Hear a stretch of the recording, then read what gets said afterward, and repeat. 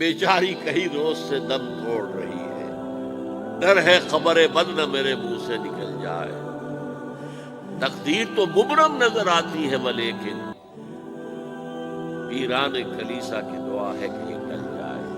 تو پہلی بات میری ختم ہوئی، عالمی نظام خلافت دنیا کی تقدیر مبرم ہے، ہو کر رہے گی، اس میں کسی صاحب ایمان کو کوئی شک، کوئی شبہ، کوئی ریب نہیں ہونا چاہیے۔ البتہ اس کا اب دوسرا پہلو کیا ہے، اس کا آغاز کہاں سے ہو؟ پہلی بات تو یہ، ہمارے بعض لوگوں کے ذہنوں میں، سادہ دل لوگ، وہ سمجھتے ہیں کہ پوری دنیا میں ایک ہی دفعہ آ جانی چاہیے۔ یہ کوئی علاقائی خلافت تو نہیں ہو سکتی، خلافت تو عالمی ہوتی ہے۔ ان سے میں کہتا ہوں، عالمی خلافت کب تھی جناب؟ یہ تو نہ خلافت راشدہ میں عالمی تھی، کیا ہندوستان شامل تھا اس میں؟ کیا چین شامل تھا؟ کیا یورپ شامل تھا؟ اور پھر جو خلافت کے نام سے جو ملوکیت چلی ہے، وہ بھی صرف آپ دور بنو امیہ میں کہہ سکتے ہیں کہ وہ پورا عالم اسلام کم سے کم اس کے تحت تھا۔ بعد میں خلافت عباس، بنو عباس میں، اور فاطمیین کی خلافت میں، اور آل عثمان جو ہے آٹومان ٹرکس کی خلافت میں ٹکڑے تھے، حصے بکھرے تھے، کوئی مانتا تھا، کوئی نہیں مانتا تھا۔ اور سب سے بڑی بات یہ، اگر ایک دم پوری دنیا پر خلافت قائم ہو سکتی تو حضور کے دست مبارک سے ہوتی، لیکن نہیں ہوئی۔ نتیجہ کیا نکلا؟ ایک ملک میں حضور نے قائم کر دی، جزیرہ نما عرب، یہاں خلافت قائم ہو گئی، حضور خلیفہ۔ اس کے بعد آپ کے خلفاء راشدین نے پھر اس کو وسعت دی، شرقاً غرباً شمالاً۔ 3 کالمز نکلے ہیں فوجوں کے، صحابہ کرام کے، 3 کالمز، ایک ایسٹ ورڈ، ایک ویسٹ ورڈ، ایک نارتھ ورڈ۔ ایک عراق کو فتح کرتے ہوئے ایران میں پہنچ گیا، خراسان تک چلا گیا۔ ایک شام کو فتح کرتے ہوئے اور پھر سینائی پیننسولا سے ہو کر افریقہ میں داخل ہوا اور اٹلانٹک تک پہنچ گیا۔ تیسرا سیدھا شمال میں گیا، لیکن یہ زیادہ دور نہیں جا سکتا تھا، کوکیشین ماؤنٹینز آ گئے، کوہ قاف۔ اس زمانے میں تو یہ یوں سمجھیے کہ امپیسبل تھا، کوہ قاف، لہذا وہاں اب بھی یہ ہوگا، کسی ایک جگہ سے شروع ہوگا پھر پھیلے گا، اس کے سوا کوئی چارہ کار ہے ہی نہیں۔ اگر ہر جگہ پوری دنیا میں ایک ہی وقت میں ہو سکتا تو حضور کے دست مبارک سے ہوتا صلی اللہ علیہ وسلم۔ اب وہ نقطہ کون سا ہوگا، نقطہ آغاز کون سا ہوگا؟ اس میں پہلی بات تو میں نے کہا، جو شک کرے گا اس کا پھر ایمان مشکوک ہے۔ ہوگا، لازماً ہوگا، گلوبل ہوگا، پوری دنیا میں ہوگا۔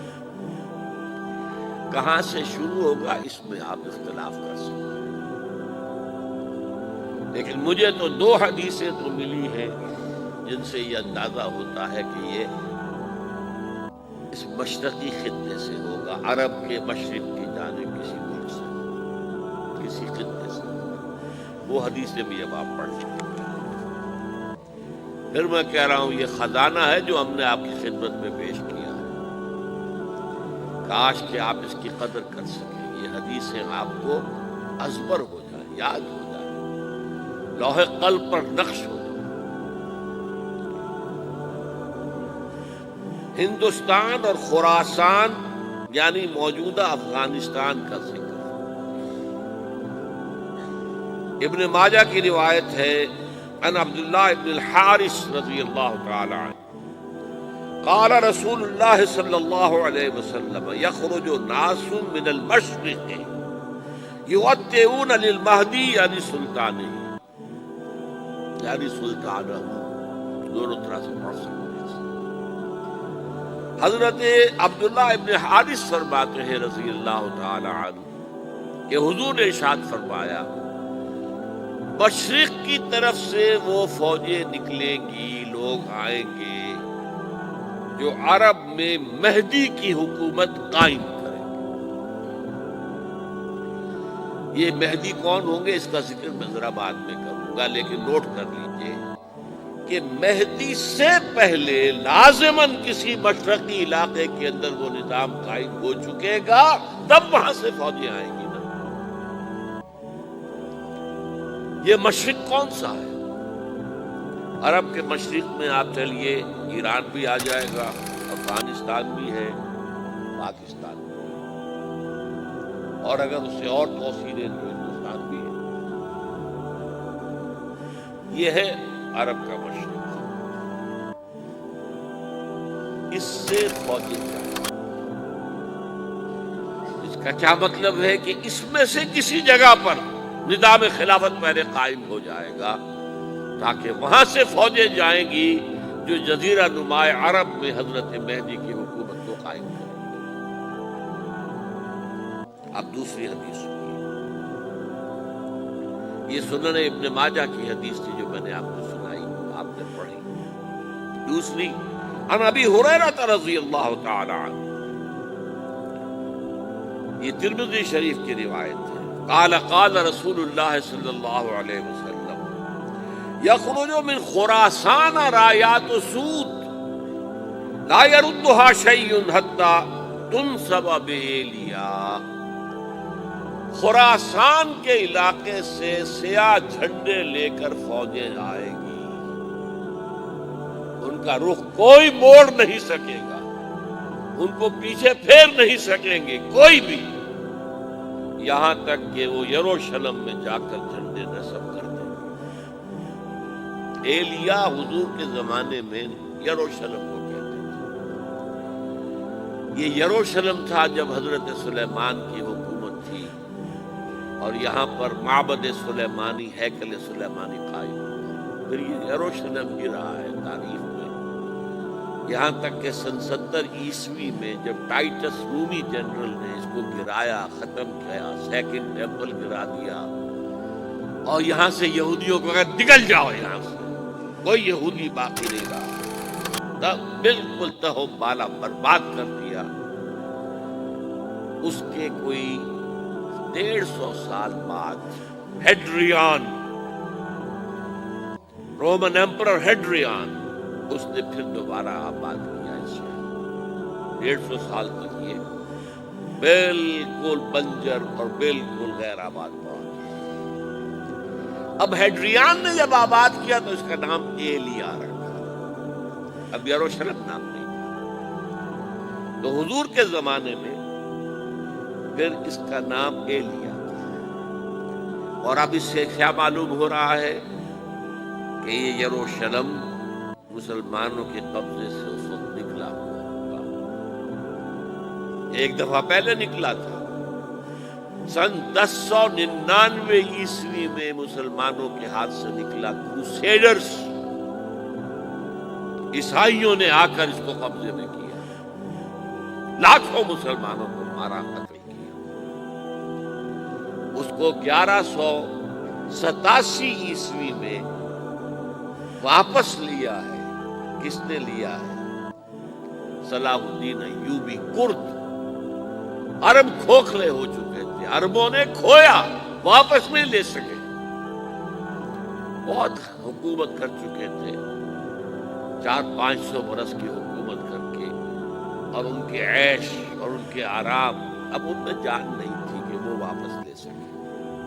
واپس لینے والا گرم کرد خون تھا، صلاح الدین ایوبی۔ تو گویا کہ اب آپ سمجھئے کہ 88 برس تک عیسائیوں کا قبضہ رہا یروشلم۔ اب 1967 میں یہودیوں نے قبضہ کیا ہے، اور اب 38 برس تو ہو گئے، 88 نہیں 38 برس تو ہو گئے۔ لیکن وہ دور آئے گا کہ اب پھر لیں گے، لینے والے عرب بھی نہیں ہوں گے، خراسان کے علاقے سے فوجیں آئیں۔ یہ خراسان کیا تھا؟ ایلیا تو میں نے آپ کو بتا دیا، یروشلم کا نام ہے۔ خراسان اس زمانے میں ایک بہت بڑے ملک کو کہتے تھے۔ کچھ حصہ پاکستان کا بھی اس میں شامل ہے، کچھ حصہ ایران کا بھی ہے۔ ایران کے اس حصے کو اب بھی خراسان کہتے ہیں، وہ ایک صوبہ ہے۔ خراسان ایک صوبہ ہے ایران کا، چھوٹا سا۔ پاکستان میں خاص طور پر یہ جو علاقہ مالاکنڈ ایجنسی کہلاتی ہے، اس سے اوپر جتنا علاقہ ہے، اور یہ جو واخان کی ایک پٹی آتی ہے اوپر، واخان افغانستان کی ایک پٹی سی دم سی چلی آتی ہے جو جا کر چائنا کی سرحد سے مل جاتی ہے، یہاں سے لے کے یہاں تک یہ جو مالاکنڈ کا وہ درہ ہے اور پہاڑ ہے، یہ بھی خراسان کا حصہ ہے۔ باقی تقریباً 2/3 آف افغانستان ساؤدرن حصہ نہیں ہے خراسان کا حصہ، یہ سیستان کہلاتا تھا، یہ خراسان نہیں ہے۔ لیکن یہ کہ اوپر کا 2/3 آف افغانستان اور اس کے ساتھ یہ جو عرب جو اب یہ ترک ممالک آزاد ہوئے ہیں سوویت یونین کے ڈسولوشن کے ساتھ، یہ سارا علاقہ کہلاتا ہے خراسان بزرگ، دی گریٹ خراسان۔